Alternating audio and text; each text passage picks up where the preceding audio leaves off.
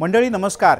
येत्या 22 जानेवारीला अयोध्येमध्ये रामजन्मभूमीवर प्रभू श्री रामचंद्रांची प्राणप्रतिष्ठा होणार आहे। देशविदेशातील सुमारे 50,000 मान्यवर या लोकार्पणाच्या कार्यक्रमासाठी खास निमंत्रित म्हणून येणार आहेत। आणि याच संदर्भातली ही खास बातमी आहे, कारण तुम्ही सुद्धा रेल्वेने थेट अयोध्येत राम मंदिरात दर्शनासाठी जाऊ शकता।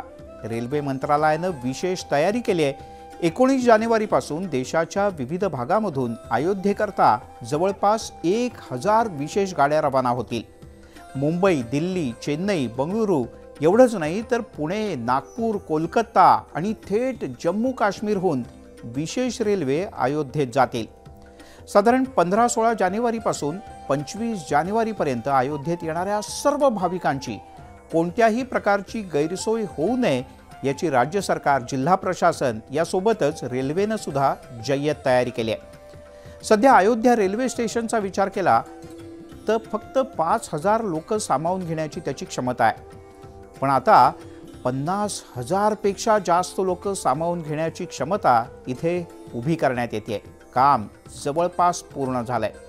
रेल्वेचा तर दावा आहे जवळपास 1 लाख लोकांना हे प्लॅटफॉर्म सामावून घेतील।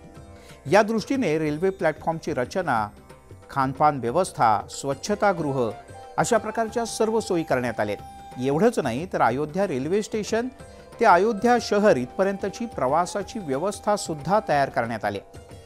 या सगळ्यासाठी मिळून 240 कोटी रुपयांची कामं अंतिम टप्प्यात आहेत।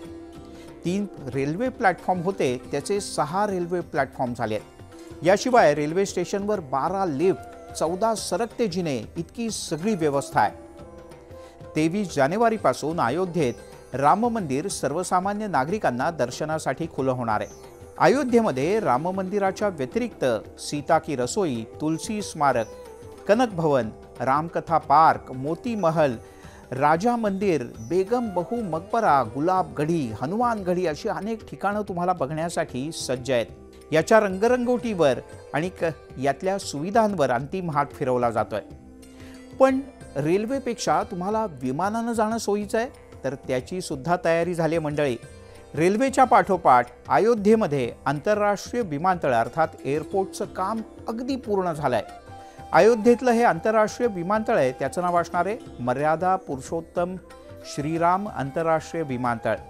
साधारण 25 ते 30 डिसेंबरच्या दरम्यान म्हणजे पुढच्या काही दिवसात स्वतः पंतप्रधान नरेंद्र मोदी यांच्या हस्ते या एअरपोर्टचं उद्घाटन होईल आणि 6 जानेवारीपासून इथे नियमित विमान सेवा सुद्धा सुरू होणार आहे। तेव्हा मंडळी तयारी करताय ना?